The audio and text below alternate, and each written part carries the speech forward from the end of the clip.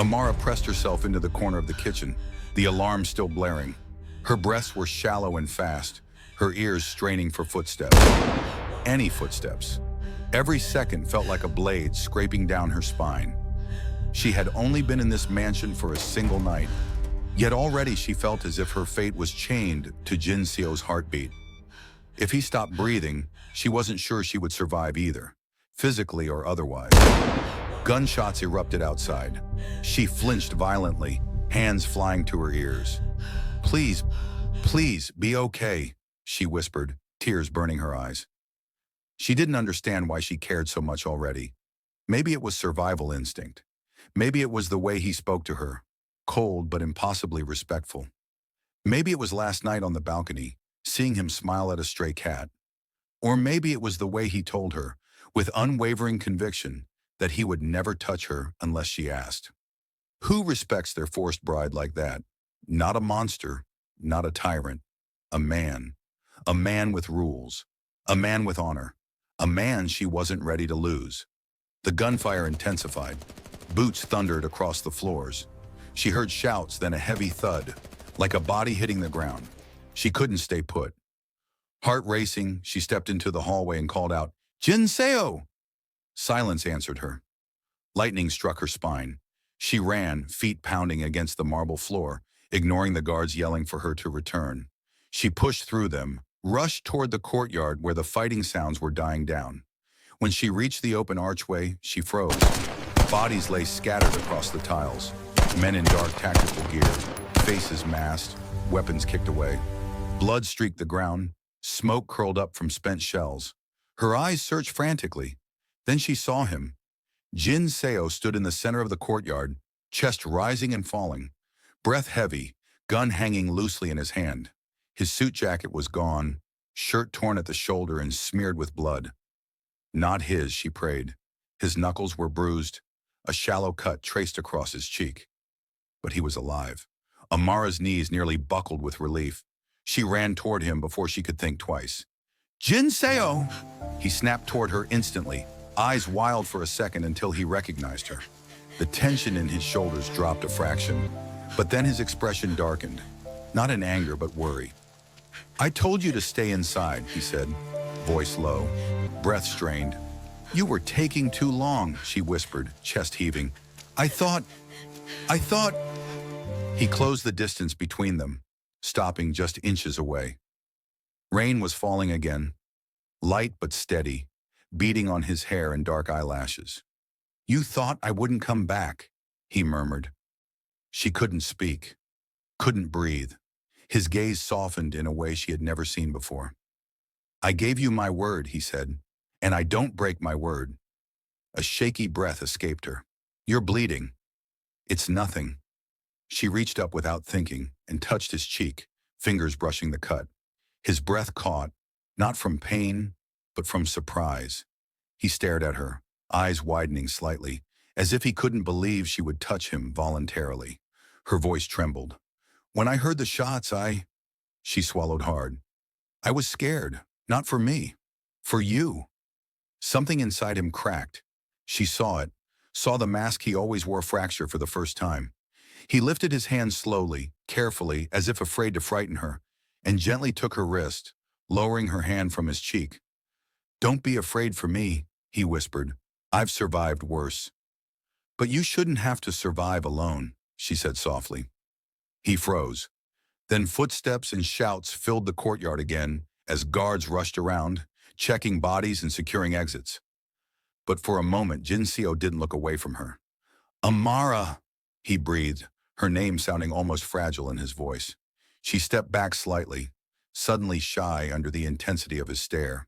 He let her hand go at once, withdrawing quickly, as if reminding himself of the vow he lived by. "I need to finish securing the perimeter," he said, voice steady again but eyes still burning. "Go back inside. I'll talk to you soon." She nodded slowly. "Come back soon." He gave a single tight nod, then turned away. Later, when the mansion calmed and the bodies were removed, Jin-Seo returned inside. He found Amara in the living room, wrapped in a blanket, staring at the fireplace. She looked up as he entered, relief washing across her face. You're safe, she whispered, voice still shaky. I am, he answered softly. Thanks to you staying inside. Mostly. She looked down, embarrassed. I'm sorry, I couldn't sit still. A ghost of a smile tugged at his lips. The same quiet, gentle smile she had seen him give the stray cat. You were worried, he said. I understand. She hesitated, then asked, Who are these people chasing you? He sat across from her, leaning forward, elbows resting on Amara. He sat across from her, leaning forward, elbows resting on his knees. Rival clans. Men who think killing me will give them power. Men who think killing you will make me weak. Her breath hitched. Because of our marriage? Yes. He exhaled, eyes lowering. This marriage was meant to strengthen alliances. They fear that, and they fear what I become when I have something to protect. She swallowed. Do you see me as something to protect? His gaze lifted slowly, locking with hers. You are under my care, my responsibility, my... He paused, choosing his words with uncharacteristic caution. My wife. Her heartbeat fluttered violently, but she forced herself to speak. You talk like this is duty, obligation. It is more than that, he said, but I don't want to define it for you. Not yet. She blinked. Not yet? He stood slowly and walked toward her, stopping just before her, but still keeping a careful distance. His voice was low, quiet, almost vulnerable. I don't want to be something you were forced to live with, Amara. I want you to see me with your own eyes, not through the shadow of my reputation. She stared at him, stunned. But you're the one who said you won't come close unless I ask. And that remains true. His jaw tightened. I will not touch you unless your heart allows it, not just your circumstances. Her lips parted. What if I never ask? He nodded. Then I will respect that. But what if I do? She asked softly. His breath caught. His eyes darkened, not with aggression, but with restrained longing he was desperate to hide. Then, he whispered, I will give you everything you ask for. Silence stretched between them, thick and electric. Amara stood abruptly, overwhelmed. I don't understand you. You're not supposed to. His expression softened. Not yet. She shook her head. You're cold one minute, gentle the next. You risk your life without blinking, but you won't touch me without permission. You kill men like you're switching off lights, but you smile at cats. I don't know who you are. Jin-Seo's voice dropped into something soft and raw. I'm trying to show you. She took a step closer without realizing it. Why? His eyes flicked to her lips, then back to her eyes. Because you're the first person I've ever wanted to understand me. Her breath faltered. Before she could process the weight of those words, a guard rushed in, bowing. Boss, we captured one of the attackers alive. He's asking for you. Jin-Seo's expression hardened instantly. He turned toward the door, but then he paused and looked back at her. Will you come? He asked quietly. You don't have to be present, but if you want to understand my world, this is part of it. Amara hesitated only for a moment. Then she squared her shoulders. I'll come. He nodded once, a gesture of respect, then guided her out of the room, maintaining a careful distance as always. They entered the interrogation chamber. A masked man sat tied to a chair, bruised and bleeding. His eyes widened when he saw Amara. So the rumor is true, the man spat. You married a foreign girl, a virgin bride. How pathetic. Jin-Seo's gaze turned murderous. He stepped forward, voice dangerously calm. Speak of her again, and you won't leave this room alive. Amara felt heat rise to her cheeks, not from fear, but from something warm, shocking, fluttering deep inside her chest. She whispered, Jin-Seo, let's just get answers. He glanced back at her. Something softened in his posture. For you, he murmured, I will. The attacker revealed fragments of a larger plot, a conspiracy forming against Jin-Seo's clan. When the interrogation ended, guards dragged the man away. Outside the room, Amara confronted him quietly. Jin-Seo, this will keep happening, won't it? As long as I'm your wife? Yes. Then I need to learn how to survive in your world, he inhaled sharply. Amara? No, she said with surprising strength. If you're risking your life to protect me, Then I want to stand beside you, not behind you. For the first time, Jin-Seo looked genuinely shaken. You don't know what you're asking. She stepped closer, close enough that he stiffened, close enough that he held his breath, close enough to see the fear he hid so well. I'm asking for the truth, she whispered.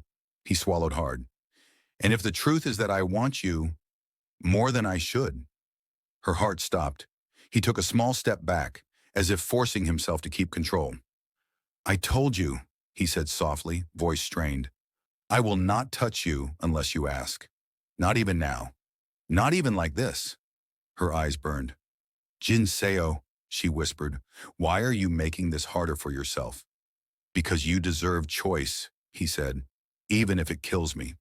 Her breath trembled. What if I ask now? His hands clenched at his sides. His jaw tightened. His eyes darkened with a fire he had been suffocating for far too long. Then, he breathed, I am why. Silence cracked between them. The air thickened. Amara reached out, slowly, timidly, and touched his cheek again. This time he closed his eyes, not with fear, with surrender. She whispered, Jin-Seo, I'm asking. He inhaled sharply. A sound of relief, hunger, emotion, everything he had buried exploding to the surface. He opened his eyes, and for the first time since their marriage, he stepped toward her, slowly, reverently, as if she were the first real thing he had ever touched. When his forehead rested gently against hers, his voice barely existed. Thank you, he whispered. You have no idea what you've just given me. Her fingers curled around his shirt. You, she whispered, I'm giving you.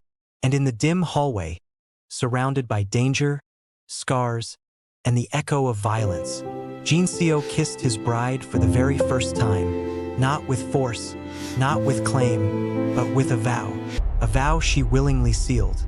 And far away in the shadows, unknown to both of them, a new enemy watched, whispering, this is only the beginning.